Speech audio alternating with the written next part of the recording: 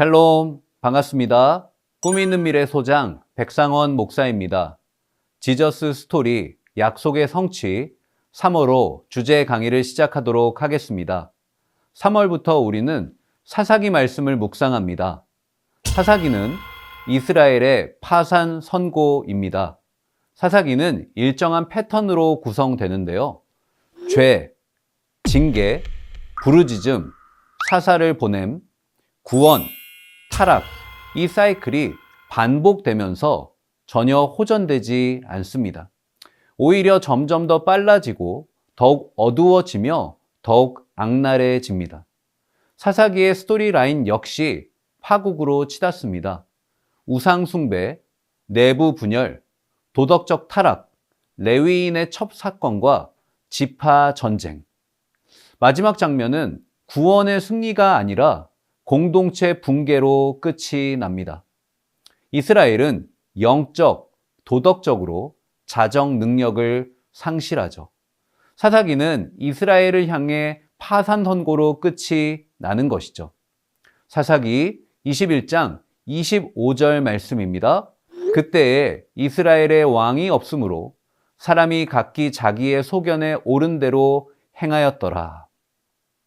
사도 바울 역시 아담과 하와의 죄로 죄 가운데 태어난 모든 인간의 파산을 선언합니다. 로마서 3장 23절 말씀입니다. 모든 사람이 죄를 범하였음에 하나님의 영광에 이르지 못하더니. 사도 바울은 모든 인간을 향해 영적 파산을 선고합니다. 우리는 죄 가운데 태어나 하나님의 영광에 이르지 못하는 비참한 인생이었습니다. 우리는 스스로 구원할 능력이 전혀 없는 무기력한 인생이었습니다. 파산의 결과는 오직 죽음뿐이었습니다. 하지만 그때 예수님께서 나를 부르십니다. 사망을 향해 치닫고 있던 나를 향해 예수님이 찾아오십니다. 예수님이 나를 살리려고 하늘 보좌를 버리고 낮고 천한 이 땅에 오십니다. 아무런 소망이 없던 내 인생에 부활의 소망을 주려고 예수님이 친히 십자가에 달려 죽으십니다. 예수님은 자신의 목숨으로 내 영혼의 파산을 변제하셨습니다. 2000년 전 골고다 언덕 위에 세워진 예수의 십자가는 내 영혼의 파산 면책 특권입니다. 우리가 아무리 죄를 많이 짓고 하나님의 마음을 아프게 해도 진심으로 회개하고 십자가의 은혜를 붙들면 우리 영혼은 새 생명을 얻습니다. 하지만 저와 여러분이 예수님이 달리신 십자가를 외면한다면, 하지만 저와 여러분이 예수님의 피 묻은 복음마저 거부한다면 우리 영혼은 파산합니다. 오직 십자가의 사랑 안에 있을 때 우리는 죄사함을 받고 비로소 내 영혼의 파산이 면책되는 것입니다. 사랑하는 여러분, 예수님은 오늘도 십자가에서 저와 여러분을 기다리십니다. 이제는 죄의 길에서 돌이키지 않을까? 이제는 돈과 명예와 성공이 아니라 오직 하나님의 영광을 위해 살지 않을까? 예수님은 신라 같은 희망에 자신의 전 존재를 걸고 또 거십니다. 영원한 생명을 저와 여러분에게 주시려고 내 영혼의 파산을 막기 위하여 오늘도 그 외로운 십자가에서 예수님은 저와 여러분을 기다리고 계신 줄로 믿습니다. 바라기는 3월에 사사기를 묵상하여 예수님 없는 내 인생의 파산을 깨닫고 더욱 십자가를 굳게 붙드는 저와 여러분 되시기를 소망합니다. 1주차 본문 말씀은 사사기 1장 27절로 36절의 말씀입니다. 본문 말씀은 단순한 전쟁 기록이 아닙니다. 이스라엘의 상태를 고발하는 영적 기록이죠. 하나님은 가나안 거민을 전부 쫓아내라고 분명히 명령하십니다. 이것은 타협의 대상이 아닙니다. 그러나 이스라엘은 순종하지 않습니다. 성경 기자는 27절 말씀부터 이스라엘의 불순종을 자세히 기록합니다. 므낫세, 에브라임, 스불론, 아셀, 납달리도 마찬가지입니다. 성경 기자는 동일한 표현을 반복합니다. 쫓아내지 아니하였더라.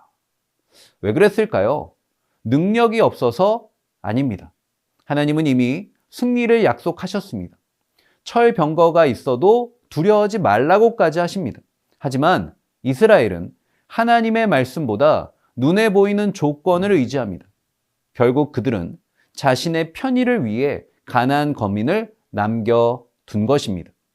완전히 제거하지 않습니다. 그들의 노동력을 이용한 것이죠. 이익을 취했습니다. 편리함을 선택했습니다. 부분적 순종은 결국 불순종인 것입니다. 이스라엘은 하나님의 진리가 아닌 자신들의 편의에 집착합니다. 하나님의 명령이 아니라 현실적 계산에 매몰됩니다. 거룩이 아니라 효율성에 집중한 것입니다. 조금 남겨두어도 괜찮다고 생각합니다. 완전히 끊어내지 않아도 된다고 여겼습니다. 이 작은 타협이 훗날 큰 올무가 될 줄 몰랐습니다. 가나안 거민은 단순한 이방 민족이 아니죠. 우상을 섬기는 민족입니다. 가나안 민족을 통해 죄의 습관이, 하나님을 대적하는 가치관이 급속도로 퍼져 나갔습니다. 사랑하는 여러분, 이 말씀이 곧 우리의 이야기입니다. 우리도 완전히 끊어내지 않습니다. 조금은 남겨둡니다. 이 정도는 괜찮다고 생각합니다. 이만큼은 타협해도 된다고 여깁니다. 그러나 죄는 공존의 대상이 아닙니다. 진리는 타협의 영역이 아닙니다. 우리가 붙잡아야 할 것은 오직 말씀인 줄로 믿으시기 바랍니다. 현실이 아니라 하나님의 약속입니다. 이익이 아니라 순종입니다. 하나님은 온전한 순종을 기뻐하십니다. 절반의 헌신이 아니라 전적인 헌신을 원하시는 줄로 믿으시기 바랍니다. 오늘 우리 안에 남겨둔 가나안은 무엇입니까? 끊지 못한 습관은 무엇입니까? 오늘도 놓지 못하는 욕망은 무엇인가요? 주님 앞에 내려놓으십시오. 말씀 앞에 정직하게 서기를 축복합니다. 하나님의 진리가 아닌 인생의 자리에 집착하지 마십시오. 오직 하나님의 뜻에 집중하시길 바랍니다. 그러할 때 하나님의 역사가 시작될 줄 믿습니다. 저는 이 시간 여러분을 도전하기 원합니다. 여러분은 자리에 집착하고 계십니까? 아니면 진리에 집중하고 계신가요? 여러분 하나님께 내가 원하는 조건을 구하고 계신가요? 아니면 하나님의 존재를 구하고 계신가요? 사랑하는 여러분, 반드시 기억하시길 바랍니다. 믿음이란 하나님께 조건이 아닌 하나님의 존재를 구하는 것이죠. 믿음이란 하나님을 통해 내가 얻을 부가가치가 아닌 하나님의 존재 가치에 집중하는 것입니다. 믿음이란 내 인생의 자리가 아닌 하나님의 진리를 구하는 것입니다. 저와 여러분이 이 영상을 시청하여 세상의 자리가 아닌 하나님의 진리를 선택하시길 주님의 이름으로 축복합니다. 2주차 본문 말씀은 사사기 2장 11절로 23절의 말씀입니다. 이스라엘 백성은 가나안 땅에 들어갔습니다. 그곳에서 풍족하게 사는 가나안 족속을 보았습니다. 그들의 삶은 화려해 보였습니다. 정욕대로 살아가며 즐거워하는 모습 가운데 마음이 흔들렸습니다. 광야에서 절제하며 살았던 그들에게 그 가나안의 모습은 큰 유혹이 되었던 것이죠.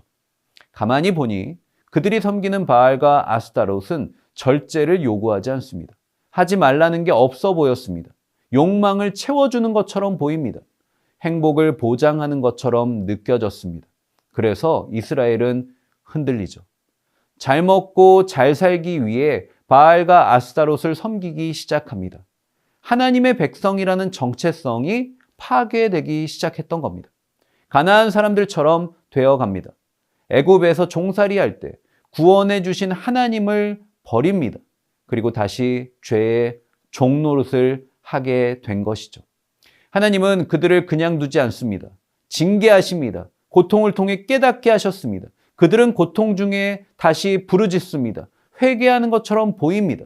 그러나 문제가 해결되면 다시 제자리입니다. 살만해지면 또다시 죄의 길을 택합니다. 같은 자리를 반복할 뿐이죠. 이 모습이 곧 우리의 모습인 것 같습니다. 우리 안에도 죄의 종노릇하는 본성이 있습니다. 고통 가운데 하나님을 찾죠. 그러나 형편이 나아지면 다시 정욕을 따르려는 것이 인간의 연약함입니다. 그러므로 우리는 이 사실을 인정해야 합니다. 나는 스스로 의로울 수 없는 죄인임을 고백해야 합니다. 내 안에 죄성이 끈질기다는 사실을 인정하십시오. 그래야 십자가를 붙잡을 수 있습니다. 예수님의 보혈을 날마다 의지할 수 있는 것입니다. 내 힘으로 오늘 하루 온전히 살 수 없다고 고백해야 됩니다. 그때 성령의 충만을 사모하게 됩니다. 하나님의 도움을 구하게 됩니다. 사랑하는 여러분, 우리의 죄성은 생각보다 깊고 질깁니다. 날마다 나의 연약함을 고백하시길 바랍니다. 하나님의 은혜를 구하시기 바랍니다. 주님의 도우심이 저와 여러분과 함께 하시기를 주님의 이름으로 축복합니다. 결국 하나님은 이스라엘을 심판하십니다. 14절입니다. 여호와께서 이스라엘에게 진노하사 노략하는 자의 손에 넘겨주사 그들이 노략을 당하게 하시며 또 주위에 있는 모든 대적의 손에 팔아 넘기심에 그들이 다시는 대적을 당하지 못하였으며 하나님은 이스라엘에게 진노하십니다. 그리고 그들을 철저히 응징하십니다. 그런데 여기서 우리가 오해하지 말아야 할 한 가지 중요한 사실이 있습니다. 그것은 바로 하나님의 본심은 심판이 아닌 구원이라는 사실이죠. 하나님은 이스라엘이 멸망하기를 원하시지 않으십니다. 하나님은 우리 인생의 고난이 고난으로 끝나는 것을 원하지 않습니다. 만약 정말 이스라엘을 심판하기 원하셨으면 사사기는 2장으로 끝나야만 합니다. 하지만 하나님이 원하시는 것은 고난이 회복되는 구원의 역사였습니다. 하나님은 이스라엘의 파산 선고를 끝까지 유보하십니다. 하나님의 심판은 사전 예고입니다. 하나님의 사전 예고는 이스라엘을 향한 저주가 아닙니다. 하나님의 사전 예고는 이스라엘을 겨냥한 하나님의 공포탄이 아닙니다. 하나님의 사전 예고는 호흡이 다해가는 이스라엘을 향한 하나님의 마지막 심폐소생술이죠. 하나님의 사전 예고는 하나님의 뜨거운 사랑인 것입니다. 여러분은 본문 말씀 속에서 하나님의 사랑이 보이시나요? 죽어가는 이스라엘을 가슴에 끌어안고 뜨거운 눈물을 흘리시는 하나님의 눈물이 보이십니까? 본문 말씀에는 하나님의 사랑이 숨어 있습니다. 22절 말씀입니다.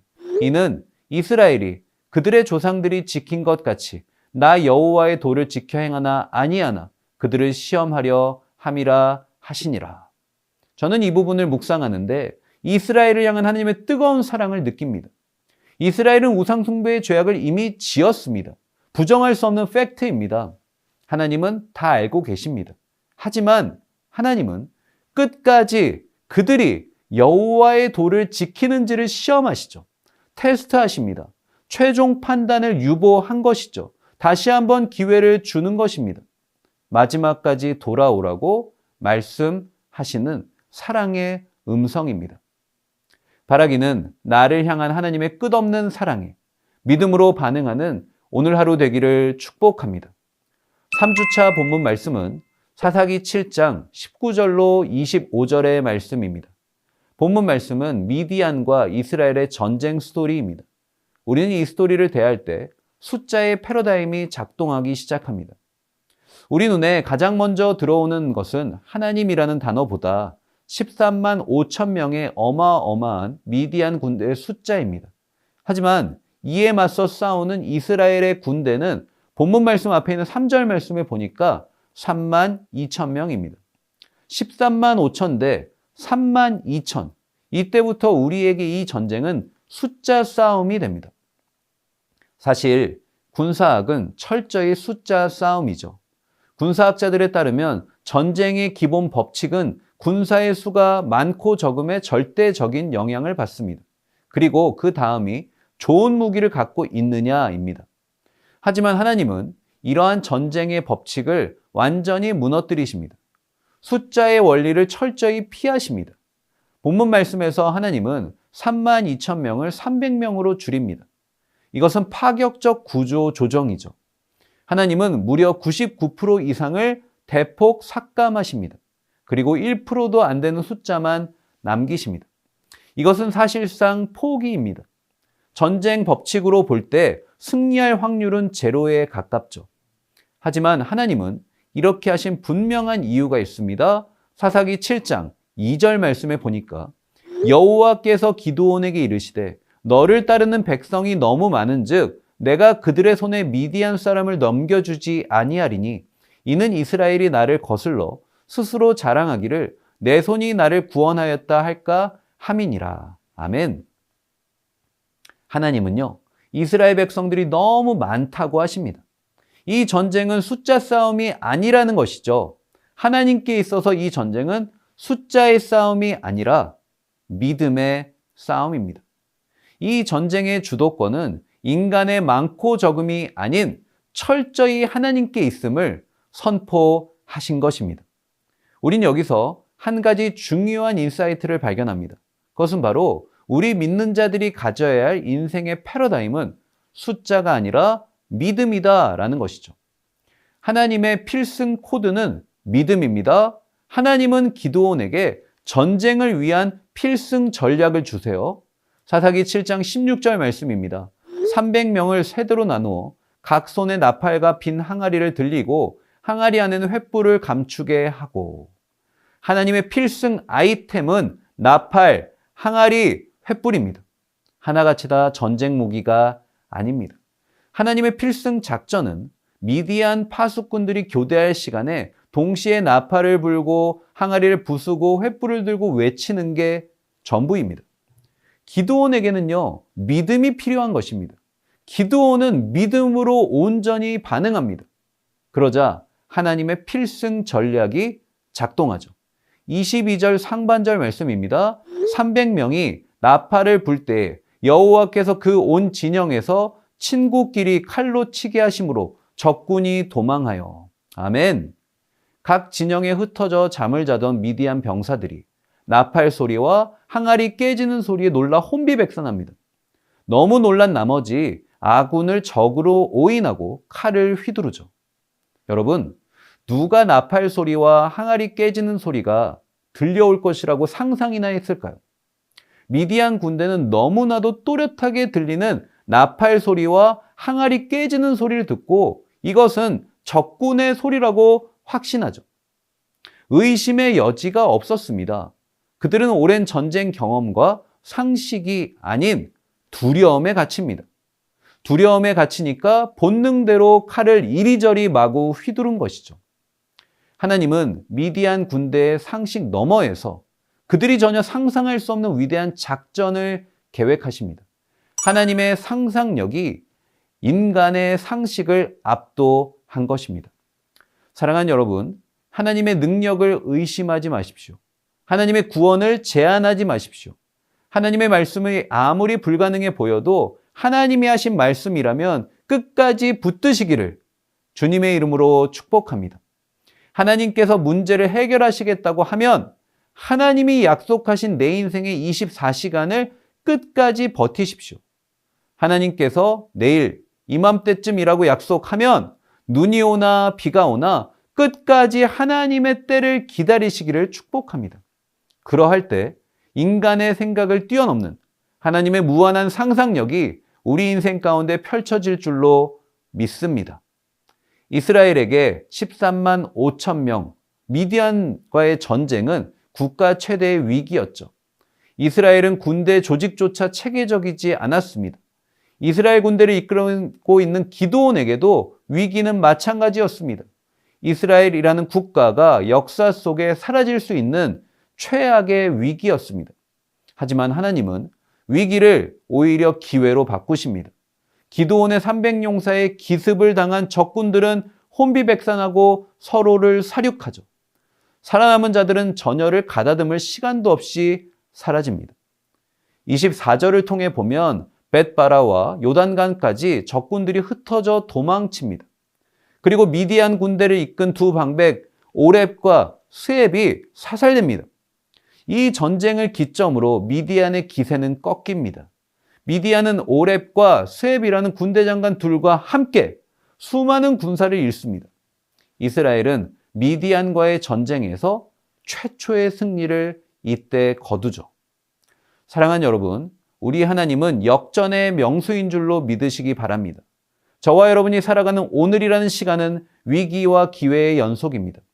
회사에서 정년 퇴직을 하고 남은 반평생 어떻게 살아야 할까 고민합니다. 위기입니다. 하지만 정년 퇴직을 하고 맞이한 인생의 후반전에 하나님을 더욱 깊이 경험합니다. 기회가 됩니다. 수십 군데 이력서를 넣어도 취직이 되지 않습니다. 위기입니다. 하지만 자신의 재능을 살려 1인 기업을 세워 히트를 칩니다. 위기가 기회로 발전합니다.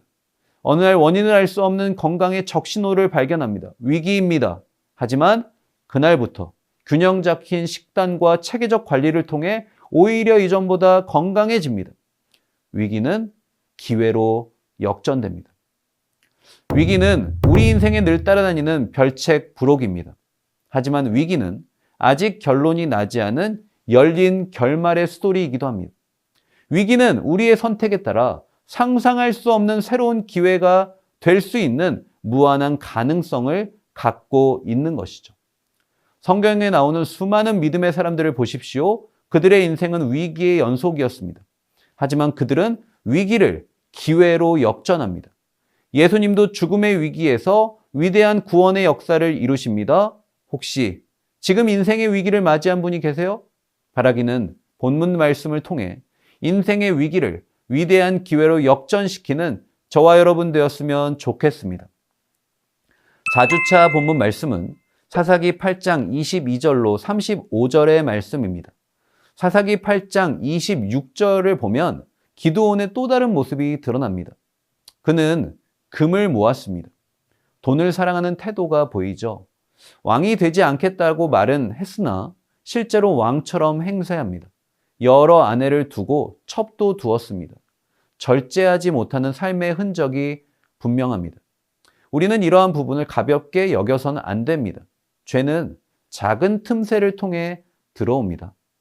기드온은 마땅히 경계해야만 할 부분에 대해 안일한 태도를 취합니다.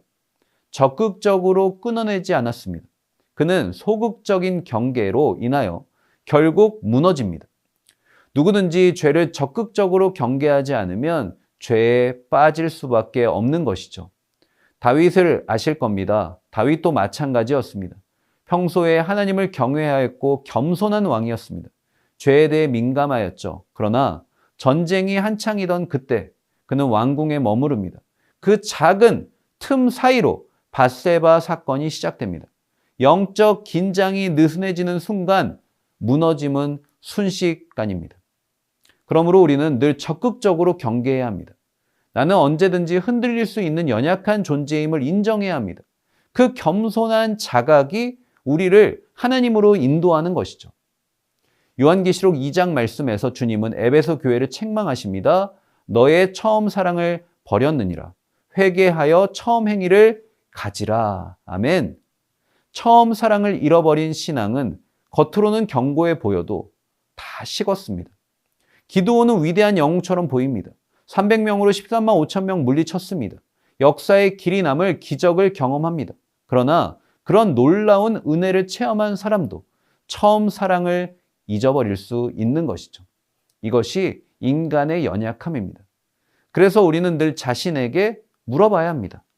지금 나의 신앙은 처음과 비교해서 어떠한지, 처음 행위의 간절함이 내 안에 아직도 있는지, 영성을 회복하고 유지하는 가장 확실한 길은 적극적인 관계의 회복입니다. 누구와의 관계입니까? 하나님과의 적극적인 관계의 회복이죠. 형식이 아닌 친밀감입니다. 의무가 아닌 사랑이죠. 처음 사랑으로 돌아가길 축복합니다. 거기서부터 다시 시작해야 합니다. 성령 하나님과 친밀감을 회복하는 자리에서 우리의 신앙은 다시 회복될 줄로 믿습니다. 마지막으로 5주차 본문 말씀은 사사기 11장 29절에서 40절의 말씀입니다. 사사기 11장 29절은 여호와의 영이 입다에게 임하였다라고 기록합니다. 이 표현에 우리는 입다의 모든 행동을 쉽게 정당화하려는 유혹을 받을 수 있습니다. 그러나 구약에서 여호와의 영은 주로 사사에게 군사적 사명을 감당할 때 도왔습니다. 그것이 곧 그 사람의 모든 선택과 인격을 보증한다는 뜻은 아닙니다.